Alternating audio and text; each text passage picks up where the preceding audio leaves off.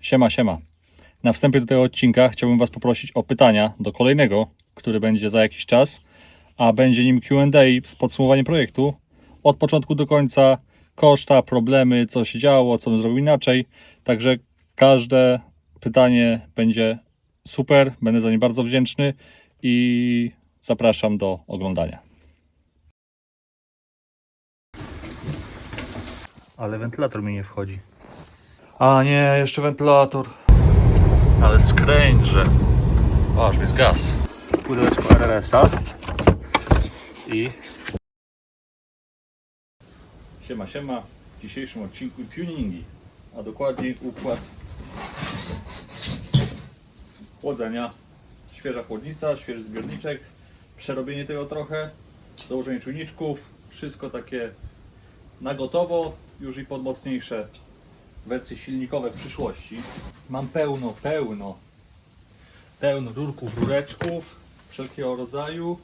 Wszystko się wala na ziemi, ale najpierw muszę zacząć od obniżenia pasa przedniego, bo tabeleczka, i teraz nie widzicie oczywiście, ale Wam pokazuję, tabeleczka jest za wysoko, ta chłodnica jest ciut wyższa niż oryginalna, dlatego te 5 cm muszę ją opuścić, no i od tego dzisiaj zacznę robotę, plus dołożyć stelaż do mocowania pompy wspomagania, bo ona jest właśnie do tej belki przykręcona, ale jakieś tu płaskowniczki, jakieś profile, wszystko jest, także biorę się do roboty. Ostatnio bardziej skupiłem się na robieniu niż nagrywaniu, więc klasycznie już jak to przy tych materiałach bywa update sytuacyjny. Genialny, nowy pojemnik. Zakupiłem taki zbiornik wyrównawczy, to jest z Golfa. On jest dosyć kompaktowy i wiem, że go pakują do E46, jak uturbiają, ale no tutaj jest za mało kompaktowy, więc będzie do bety, jak przyjdą na to tuningi, czas na nią. Chłodnica czeka, stara wyjęta, a zbiorniczek mam nowy.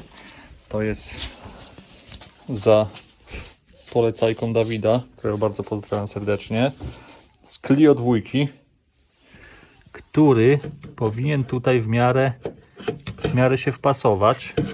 Jakby tak dziada ustawić, tu nie pręży o ten odpowietrznik. Wężyk tu wychodzi, więc żeby mi tylko zakręcił. A spływ pójdzie dosyć chyba łatwo, bo go wsadzę tutaj. Czyli za chłodnicą, żeby pompa już wyciągała. No bo tak naprawdę ten jeden wąż idzie bezpośrednio do pompy. Więc żeby pompa stąd wyciągała sobie już. Tu sobie na pewno skrócę, żeby to było jakoś tak. No i tu bezpośrednio w chłodnicę już będzie wąż. Bo tam u góry jest po tej prawej stronie, patrząc od kierowcy, to po lewej koreczek, znaczy ten wpływ. I jeszcze takie cudo, podczujnik temperatury płynu chłodniczego. Tu muszę uciąć ten pas przedni i zrobić te 5 cm go niżej, żeby weszła chłodnica. Zaraz pokażę dlaczego. Plus jeszcze będę musiał dorobić mocowanie. Tutaj dwa mocowania do pompy wspomagania. No bo jeżeli zajdę z całym tym, no to automatycznie muszę coś podciągnąć pod to mocowanie pompy. A sama chłodniczka Turbo Worksik, proszę bardzo. Oczywiście chyba też Hinol, znając życie. O. I tu jest właśnie wpływ. Tutaj centralnie. I tutaj właśnie ten silikon dłuższy. No. A muszę opuścić, no bo jak widać nie wchodzi po prostu. Oczywiście do tego mam jeszcze wentylatorek też sprawdzony przez ludzi z grupy Peugeota. Zwykły szmikowski 80. Ciągnie ponoć równo przez tą chłodniczkę. Ona też jest dosyć gruba, bo to jest 4. I na rdzeniu, nie na rurkach. Z tuningów mam jeszcze akumulator teraz AGM-a, że w razie czego wsadzę go sobie do środka i nie zatruję się oparami. Tu jest mocowanie kubła. Jutro jadę się przymierzyć do Top Racing Shopu na Bemowie w kubeł, jaki bym się zmieścił, żeby to miało ręce i nogi. Bo jak siadłem w jednym takim Sparco Sprint, to bardzo mi barki tak wypychało do przodu i w ogóle nie miałem oparcia plecami. Co trochę było chyba średnie, no ale nie znam się, dlatego pojadę, żeby doradzili. Tak to silniczek chodził, wszystko fajnie, pięknie. Trochę było tutaj nieszczelności. Tutaj ten zaworek nie działał. Obrotomierz chwilę mi działał, ale się spalił. Nie wiem, czy przez problemy z akumulatorem, czy po prostu no chinął, no to padło to po chwili. Ale zamawiam sobie zaraz kolejny.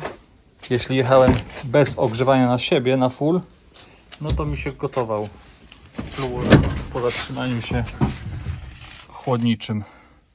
Pedziocik, jak wleci kubeł, no to wleci też kierownica z nabą. Oczywiście pasy, no to jest wydatek niestety sporawy, ale coś za coś, bo też jak siedzę tutaj, w lusterku będzie widać. O. Jak siedzę prosto oparty, to się zapieram pod sufitkę. A jak będę miał kask, to będę musiał jechać tak, pod szyberdachem, więc niech mnie podbije raz i wybijam łbem szyberdach. Tego nie chcę, więc no musi być kubeł, żeby trochę niżej też usiąść. Górne dwa pasy, no to sobie przyłapię tu i tu. Jak patrzyłem, to z tego fotela, jak siedzę na nim, gdzie siedzę wyżej, mam 45 stopni, więc będzie poniżej 40 stopni w kule, w którym będę siedział niżej. Jeden pas biodrowy, no to jest gdzie złapać. Drugi pas biodrowy, już nie ma gdzie. Tu będę musiał wspawać i z jednej i z drugiej strony taki haczyk, znaczy blaszkę z nakrętką od środka i wkręcany w to haczyk, czy tam co będzie potrzebne pod dany pas. Pod 5 albo 6 punkt jeszcze jedno albo dwa miejsca takie same wspawać na całej podłodze. Kurde. Telefon może tu, o.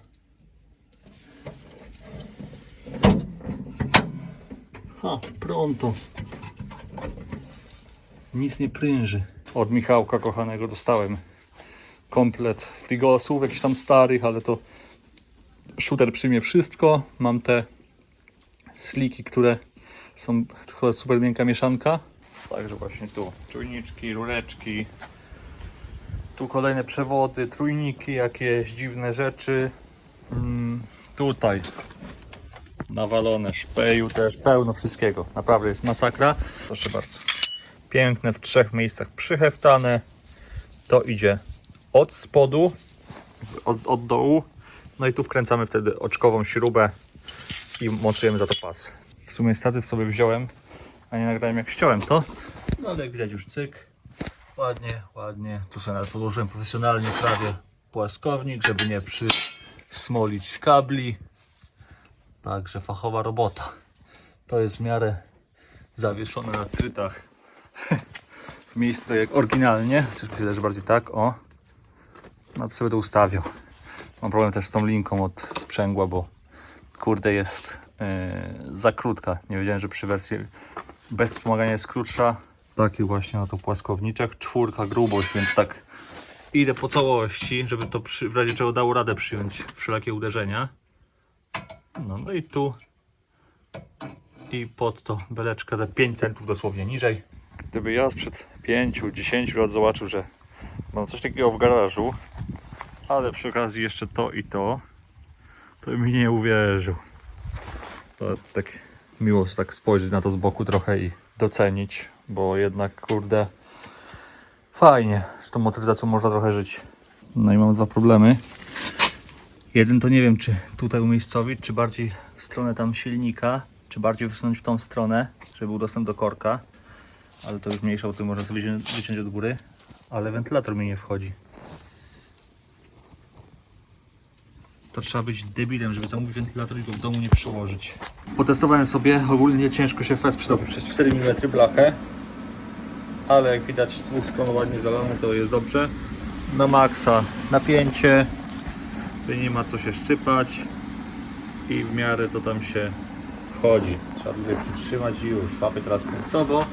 Sobie tutaj, na jednym i drugim boczku. Kawałek przerwy, żeby miał gdzie się spaw wtopić ładnie. Z tej strony bzyk, z tamtej strony bzyk. Tutaj jeszcze sobie tak samo złapię i spawam całość. W miarę to jest prosto. Kurde, chyba nawet tak. No i luz, godzinka roboty i zrobione. Teraz tylko podstawić ten pas przedni. Obok mnie tutaj jest. Na czymś ustawić, doheftać go i montować chłodnicę. Już pewnie widzieliście zdjęcia. Zresztą pokażę na nagraniu, tak o, nie na aż tak sucho. Poczyszczony trochę lamelkiem, ale też niech tego materiału zostanie. Tak jak przy robieniu blacharki robiłem, tak i tutaj. No i teraz tylko zarzucę epoksyd. Jak go gdzieś tu znajdę. Gdzieś się znajdzie. Ale stwierdziłem, że właśnie zrobię to epoksydem, bo to jest blacha 4 mm. Więc zanim to zależy, nawet przy słabym epoksydzie, to daj ta spokój, nie ma co się pieścić i trzeba składać tak. Teraz Was posadzę na statywie. Wielki test.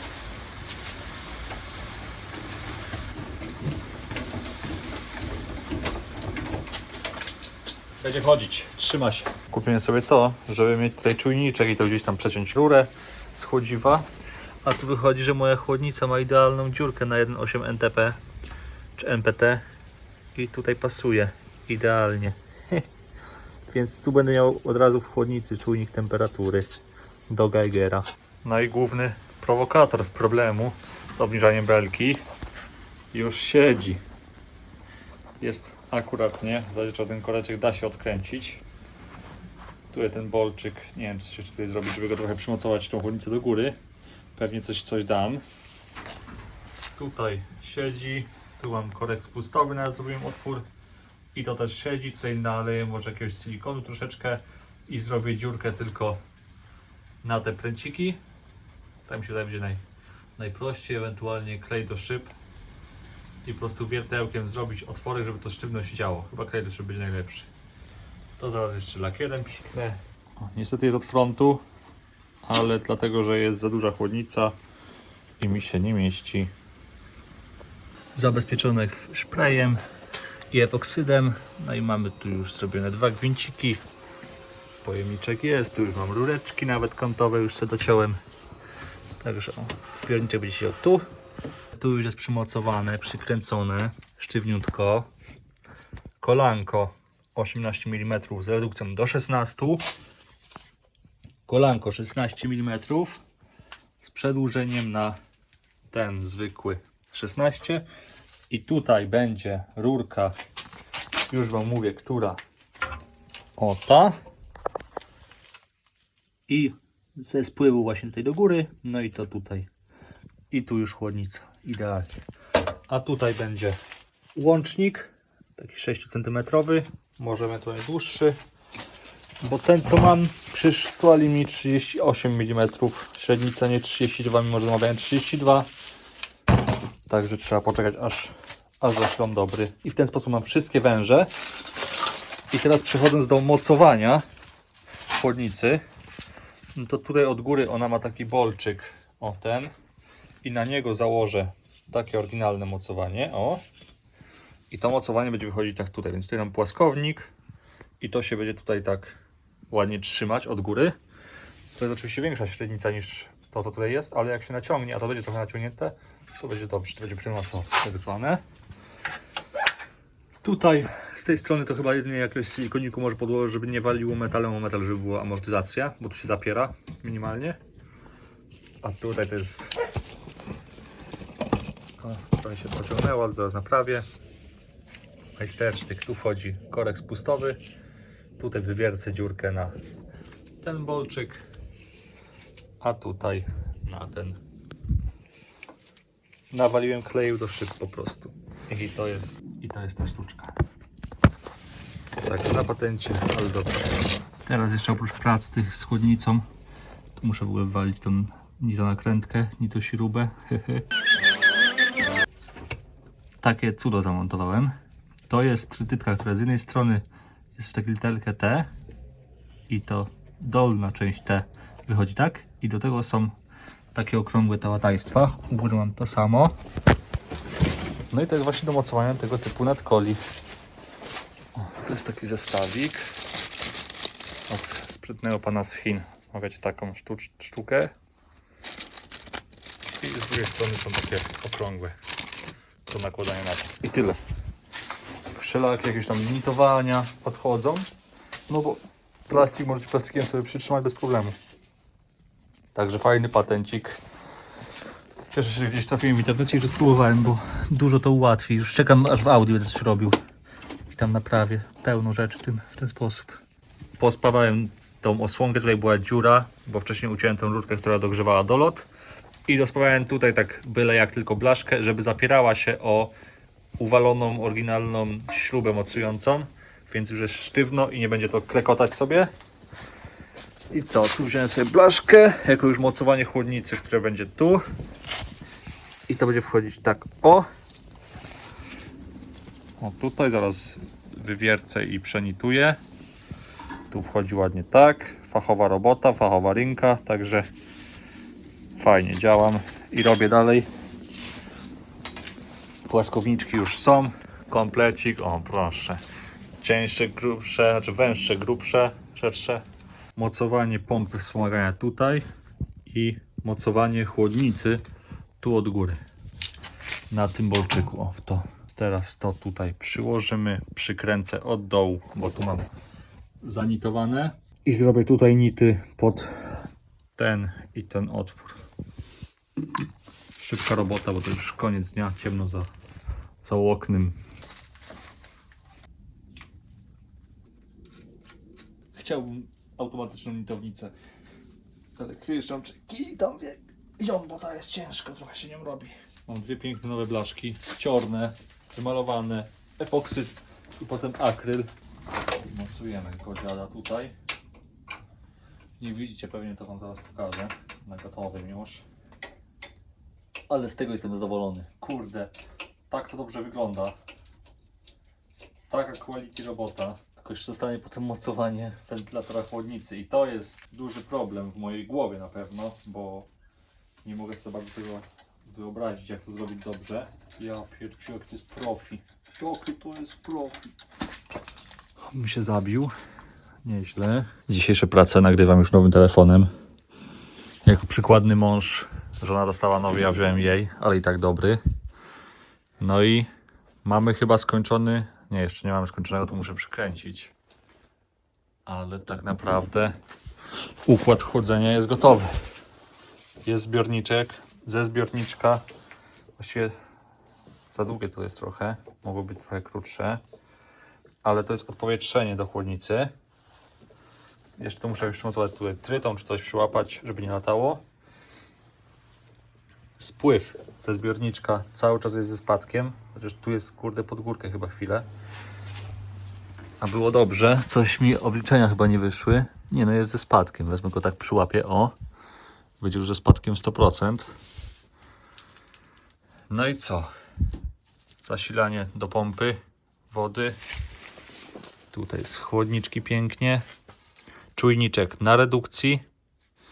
Na takim adapterku. Będę musiał też przykręcić mocniej, bo to tylko rękoma złapane. Pompa wspomyj jest na nowych blaszkach, na nowym mocowaniu, bo musiałem opuścić tą dolną belkę. No i tutaj takie mocowania z kleju do szyb. Nawaliłem placki z jednej i z drugiej strony. Tu co prawda za mało od spodu, ale z tej strony jest tak grubo. No i tutaj myślałem, czy ciąć tą blachę, czy nie. Ale teściu przyszedł z dobrym pomysłem. I nakleiłem tutaj taką taśmę silikonową. Więc to zapiera się o nie metal o metal, ale jest jakaś tam izolacja. Nie będzie brzęczeć, nie będzie tłuc.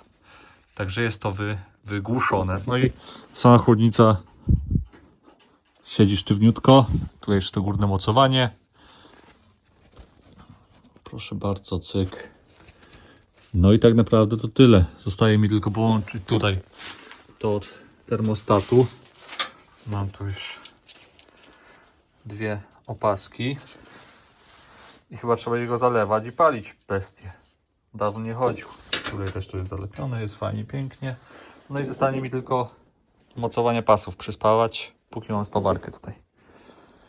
A nie, jeszcze wentylator. O, szysz mordę ty.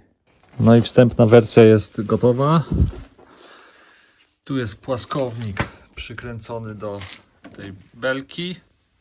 No i od niego idzie takie mocowanie podwójne. To się trochę giba, więc tutaj nie dociska. Możliwe, że będę musiał tutaj jeszcze coś dać, żeby to wzmocnić. ale to już może nie na dzisiaj. A z tej strony po prostu tutaj jeden płaskowniczek i na tym płaskowniczku ta trytytka magiczna do nadkoli. To się naciąga. Po prostu dociągnę to plastikiem, może być przytrzymane. Nie przeszkadza. W sumie jak tu dociągnę, to tam będzie się w miarę trzymać. No i jeszcze ogarnąć kabelki, żeby to się załączało. Będę chciał też, żeby miał na pstryczek go. Także jeszcze tutaj będzie chwilę kombinacji, no ale cały układ tak to gotowy. O panie! Oż ty w życiu! Jaką to ma moc! I teraz zostanie tylko wpiąć tą wtyczkę w czujnik i wkręcić go. To zrobię teraz, bo zapomnę przy następnym razie. To jest chyba od wentylatora plus i minus. I trzeba je zaadaptować to jakoś. No ale prezentuje się fajnie. Potężnie. Pod maską też jak się spojrzy, to tak trochę rasowiej się zrobiło. Tu jeszcze będzie ta rura dolotowa, ten długi śmieć. To pójdzie w zderzak i będzie zimny dopływ powietrza, bo tu planuję wstawić stożek, który mam teraz w 4.6. Tutaj jak widać wzmocniłem sobie ten płaskownik tryton, także nie odfrunie. Na krótko podłączyłem wentylator pod wiązkę plus podłącznik, który będę miał w kabinie, ale to no, muszę sprawdzić, jak przywiozę jutro kluczyki, bo dzisiaj zapomniałem. Na akumulatorze mamy już te klemy nowe tutaj, żeby było dobre połączenie, bo z tym był problem. I biorę się za zalewanie tutaj, proszę ja Was. Na razie wleję wodę demineralizowaną, bo miałem płukany układ, więc chcę, żeby tam te wszystkie pozostałe rureczki były bez żadnych tutaj problemów. Czyste i w ogóle, a potem zaleję docelowy płyn. Także woda demineralizowana, wleję i zobaczymy, czy gdzieś cieknie, czy nie. Wyciągnięte fotele, wyciągnięty dywanik, czyli czas się wziąć za mocowanie pasów bezpieczeństwa. Tutaj mam już moje dolne mocowanie kubełków. Jest to handmade, to oczywiście jeszcze będzie do przeszlifowania delikatnie. Walnę epoksyd, walnę czarny akryl i tyle. No i tutaj wszystko się zgrywa, także jest super. To tylko ze sobą skręcić i to przykręcić. Tak naprawdę mam tej śrubki, mógł to zrobić już teraz, ale jest potężnie, już czuję. I teraz biodrowy wejdzie tu, drugi biodrowy będzie musiał być na tej wysokości, na przykład tu chyba, nie na tym kącie, nie dam rady tak tego zrobić, żeby było logicznie i dobrze. A na łączeniu dwóch blach to jest dobre miejsce, bo wtedy jest mocniejsze. Te na ramieniach to tu i tu. Będzie to raczej ten kąt, co ma być. No i muszę zrobić jeszcze otwory od dołu na te dolne pasy, bo 6 punkty będę wsadzał. Tu jest trochę mokro, bo już wylewało się korkiem, bo go odkręciłem, żeby mogło po prostu uciec ta woda. No ale tak to poza tym nigdzie nie cieknie, wszędzie jest szczelnie, czujniczki, nie czujniczki. No oczywiście nie ma teraz ciśnienia. Zobaczymy, jak to będzie później. To będzie w kabinie i muszę zamienić plus z minusem, ale chodzi.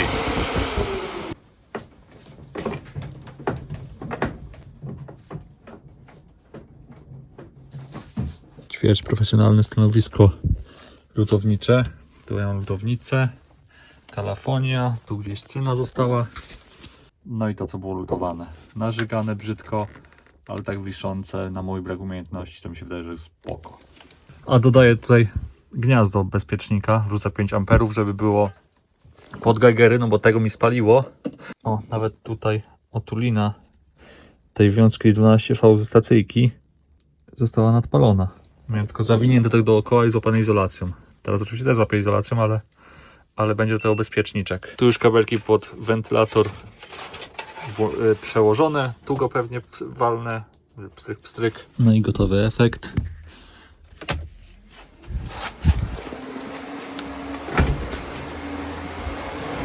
Wentylator chodzi. Dmucha. Z tej strony czuję. Jest git. Luksusowa robota. Hop. Nawet po zgaszeniu będę mógł chwilę to trzymać, bo to nawet nie jest na zapłonie. Gówno ożyło. Muszę odpowietrzyć układ teraz na szybkości, ale generalnie nie chciał mi palić, bo to jest puls rozrusznika i był do minuta podpięty. No, głupich nie sieją. Tu już też od góry zdjąłem lakier, żeby mi się nie paliło ładnie. Wywiercone dziury na pasy te jajcowe, biodrowy i jajcowe. Tu musiałem przesunąć, bo myślałem, że będzie ok, ale od spodu było za bardzo wadziło o ściankę. Blaszki mam oszlifowane z tego cynku, żeby się nie potruć, ale i tak będę spawał raczej w masce spawarniczej i lakierniczej. I taka to robota dzisiaj. Bardzo żmudna, dużo diaksa w łapie. No i zaraz przechodzimy na spawarę. Tu oczywiście próbuję dziury, więc musiałem zaspawać od góry. Tu jest przełapane, widać przetopy, więc jest git. Tutaj są przetopy i tutaj też jest ładnie w miarę. Tu bardziej nie ma przetopu z tej strony, bo jest do tej wzdłużnej takiej beleczki. I od spodu. O, tak. Tam. Tak. Coś mi się nie zgadza. Palego pochodzi, poniżej minimum wzrasta tak. Najbardziej schodzi ciśnienie stąd, jak poluzuje ten korek. Wtedy nagle tu spada od razu. Jakby się zapowietrzała chłodnica, no tylko z chłodnicy mam tu odpowietrzenie poprowadzone do tego. Teraz sobie z tym spływa nawet do chłodnicy płyn. Tu mogę odkręcić, ale to... O. Trochę zeszło, a to będzie spływać regularnie, samo z siebie. No, z tego mi długo nie leciało, w ogóle z nagrzewnicy nie leci mi ciepłe powietrze. Odkręciłem to, potem miałem fontannę, tylko to wszystko jest mokre. Stąd tak sobie pyrka trochę, nie wylewa się w ogóle. Także nie wiem, gdzie to się zapowietrzyło, jak to się ma odpowietrzyć, dziadostwo. No, tu jest odpowietrzenie niby, no i to powinno działać. Teraz odpaliłem z tym odkręconym powietrznikiem od termostatu. Normalnie już walił parą. O, teraz słychać powietrze. I tylko tak coś siąpi. Leciutko. No i co, kolejne 150 km zrobionych, ale tutaj się dzieją duże rzeczy. Jedna podpowiedź jest taka, a druga jest taka. Trochę już brudne oczywiście, bo ciężko było to ogarnąć, ale wleciał kubeł, jeszcze tylko z tyłu muszę go przykręcić do przodu od spodu i tak będzie rajdóweczka. No, ostatnio trochę pracy, skończyłem ten układ chłodniczy, trochę gdzieś mi cieknie, ale to muszę podokręcać pewnie wężyki, no bo świeże, mięciutkie to mogą gdzieś puszczać. Może którymś czujnikiem też idzie, ale to już tam mały szczególik. Obrotomierz nowy też już wleciał. I mam na Geigery gdzieś to mocowanie nowe, tu chyba z przodu tak. To się chyba już nie zagnie. Tu Geigery leżą, także dzisiaj będę też to podłączył, jak tylko zamontuję ten fotel i pasy. No, z tyłu będzie tu i tu. No, ten kąt to nie wiem, czy mi się zgra. Tak jak teraz patrzę, no ale zobaczymy. No, także kręcę. To już tak sztywno prawie siedzi, tylko muszę jeszcze właśnie to z tyłu boczny do dolnego mocowania. No i to oczko też już wypuszczone. Profi robota.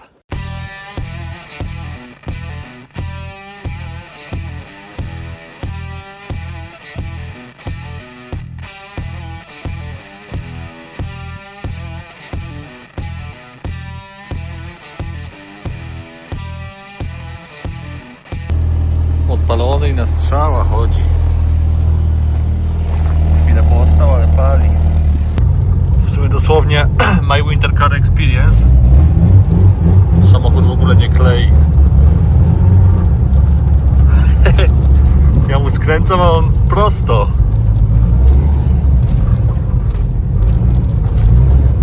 Ta opona to jest do kosza.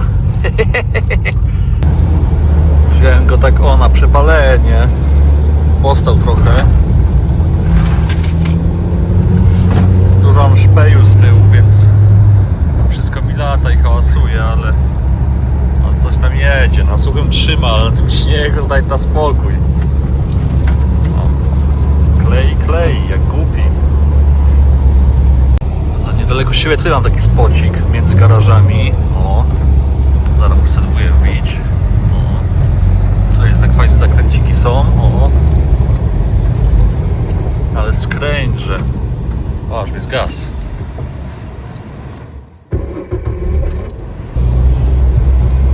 Lepiej uważaj pani, bo jak to kurde pedziotem jadę. O, jedziemy. O. Dobrze, już trochę zagrzał. Można wracać pod chałupę. Ostatnio mało nagrywałem, ale że zacząłem montować odcinki, już wleciały z blacharki wszystkie 3. I w momencie nagrywania tego jestem przy kolejnym, już przy pierwszym odpaleniu. Kończę montować i zmieniam oliwę. Tam już stoi, na początek zwykły Orlen Platinum. A taki ze względu na to, że dosłownie tylko jedna impreza, pokręci się tylko w koło komina, a później wleci takie coś jak tutaj. To jest do BM-eczki, która teraz czeka na serwisik. Czyli Liquid 5W50 z Moligenem. Do bety leję. Tutaj stwierdziłem, że też będę lał docelowo. Niech ma trochę smarowania, przy wyższych temperaturach też. Ale przechodząc do tego, co dzisiaj do zrobienia, już zerzak sobie zdjąłem, żeby wygodnie sobie zlać olej. Ten na dotarcie. To mam miseczkę. Zmienię olej, zmienię filtr. Powietrza no to nie ruszam, no bo przecież dajcie spokój. Uszczelnię tutaj ten czujniczek od temperatury cieczy. Plus dam mu masę, bo mi nie pokazuje tam na Geigerze. I te wszystkie przygotowania są dlatego, że za 2 tygodnie mam debiut. Boże, już 2 tygodnie. Monte Calvaria.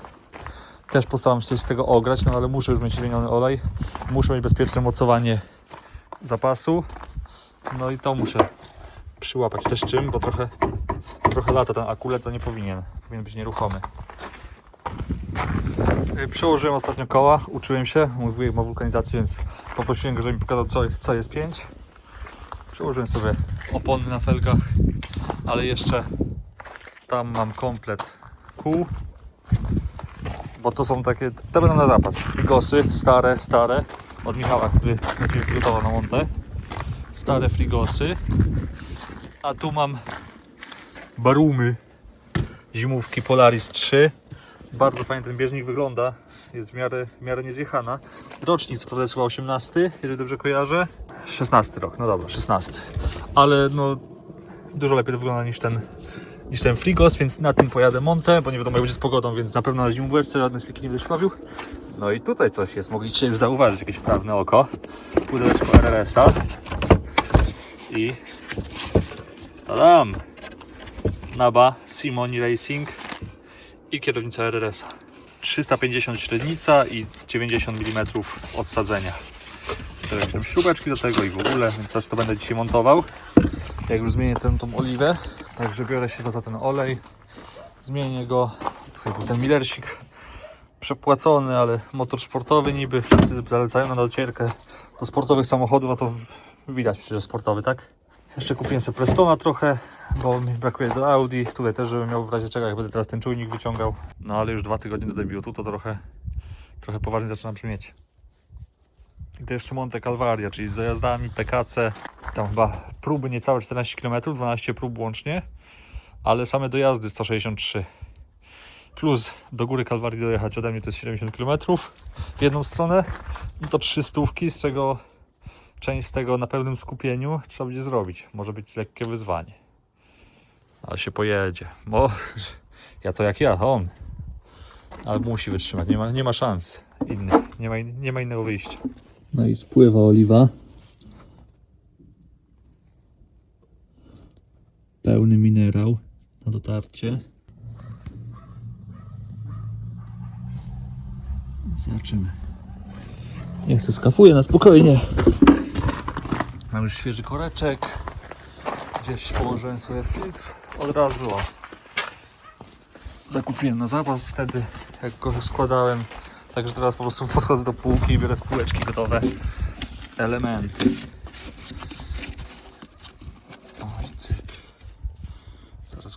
Robimy świeży koreczek z metalowo-gumową podkładką. Jeszcze strasznie korci mnie zdjąć pokrywę zaworów, bo jeden zawór trochę klepie. Ale no teraz go trochę rozgrzałem, tak skreśliłem ze 20 minut temu 30, więc jest taki cieplejszy. A na czy za ciepły, czy za zimny, no to nie powinno być. Przy około 20 stopniach powinienem to sprawdzać. Luzy, bo zależnie od temperatury metal się rozszerza lub zciaśnia i mogą być niemiarodajne pomiary. Także chyba sobie odpuszczę. Poczekamy, będzie trochę cieplej. Montę niech tak przejedzie, a potem będzie miało dobrze. Przy następnej zmianie oleju no to właśnie już ten liquid leci. Plus kanapka pod filtr oleju, bo chcę do Geigera mieć na ciśnienie i temperaturę. To już będzie wyzwanie, żeby nie ciekło. Zobaczymy. Chłodniczy póki co już się odpowietrzył, jest w normie, cały czas mniej więcej tyle. Coś jest, ale to chyba jakiś bardziej brudek z miski. Zaraz zobaczymy. Mam tu magnesik. No złapiesz tę ostrość? Jakiegoś syfku lekko nie złapało, chociaż to może być też w misce. Staram się ją wyczyścić, ale to wiadomo jak to jest. No, taki lekki gwiezdny pył i tyle, no. O. Teraz jak zamieszam zupę, to widać. No i bez opiłków. Najważniejsza. Czyli silnik złożony. Chyba dobrze, póki co na to wychodzi. Oliwa zmieniona, filterek też. Olej już widzieliście jak wygląda. Zrobiłem jeszcze, żeby był już sztywno. Akumulator to jest oryginalne mocowanie dorobione przeze mnie, więc w jedną i w drugą stronę się nie rusza. W tą się nie rusza na obuda, w tą się nie rusza, bo tam ma ząbek i jeszcze od góry taką linką gumową. Ona jest w miarę sztywno. Cały samochód się rusza, a akumulator prawie nie. Także może się nie przyczepią. Zdjąłem już klemę, a potem sobie przypomniałem, że nie mam poduszki powietrznej, więc nie mam po co. Ale biorę się za kierownicę.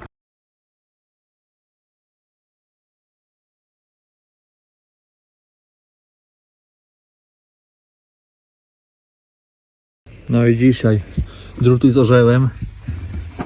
6 mm gruba, 15×15, otwory na M10. Już sobie pozaznaczałem, gdzie mam zrobić otworki. Tutaj mam trochę szpeju, M10 śrubki. No. Nakręteczki mam tam w garażu takie samokontrujące, takie wgryzające się, więc je pewnie dam od góry. Będzie tak ładnie wystawać, o, cyk, cyk. Tu mam podkładeczki duże, bo to wyląduje zaraz sami zobaczycie na czym. No i M14 tu, będę musiał przyspawać najpewniej, heftnąć tak o, żeby to się nie ruszało. Kontra, znaczy taka samokontrująca od spodu, żeby to mocno przykręcić, plus podkładeczka, o. I tak naprawdę to tyle. No i tu wejdzie wtedy ten potężny pan pręcior M14 i na to będą koła zapasowe zamocowane. Robienie przy farelce to jest inny poziom. Plus jest 5 stopni na zewnątrz, tam 4. I o, wywiercone już 6 mm blacha, więc chwilę się wierciło, ale o, proszę bardzo. I teraz muszę ściążyć tak na wysokość, ja wiem, 40 cm może. No muszą mi na to wejść 2 koła. Jedno i drugie, nie wiem ile tam. 185, 195, może najwięcej będę wkładał. Jo, rozwiercone. Takie sprytne rzeczy. A te sprytne rzeczy to są po prostu odboje do drzwi. Ale wchodzą też na ten pręcik i będą idealnie trzymać felgę dociśniętą. Podkładka z śrubą, zakrętką. Są tu jel. Jest i on. Przykręcone. To wchodzi i on. Wchodzi podkładeczka. Do tego jeszcze osobno przydał się płaski klucz, taki, żeby tu gdzieś przymocować 22 do tych nakrętek i o. W tym momencie cały samochód chodzi. A jeszcze trochę przykręcę, żebym mógł też odkręcić to potem palcem. Dobra. I drugie kółko. To samo. Pierwsza jazda z akcesoryjną kierownicą. No niesamowicie się trzyma dobrze tą kierownicę w porównaniu do tej oryginalnej. Tamta powyżerana taka, nie wiadomo jaka. No i jestem po zmianie oleju. Czyli tutaj dzisiaj będzie butowane. W końcu. Zobaczę jak to przyspiesza, jak to się zachowuje przy obciążeniu większym. Także jadę. Tam żona z dziećmi. Geniusz mechaniki pod blokiem już odkręcił koło. Myślałem, że pompka z spryskiwacza padła. A tu jest po prostu zawalony mułem bardzo, bo jak odczepiłem to leci fest normalnie, no tu zresztą widać mokre. Jest ciśnienie. Także tu jest problem. I teraz muszę jakoś wydostać te rureczki, żeby je wyczyścić. Tutaj mam piankę, ale ta pianka się tak nie rusza, więc stwierdziłem, że może spróbuję dać mu ciśnienia trochę. Zaraz zobaczymy, czy zadziała. Wypluł. Jeszcze ten został, ale no tamten jak już wiecie, to już pół biedy. Najważniejsze czyści. Jedno tylko wyczyściłem. Pompka jest cała, tylko taki syf jest w tych rureczkach, no to stało przecież tyle czasu, ale podpiąłem się kompresorkiem i 5 barów wydmuchało śmieci, przynajmniej z tej jednej dziurki. Właściwie tam z rurki i dziurki, ale teraz działa. No jest pronto, dobra. Pół biedy, tam pilot nie potrzebuje widzieć, co nie? I do tego do zestawu Peugeotik.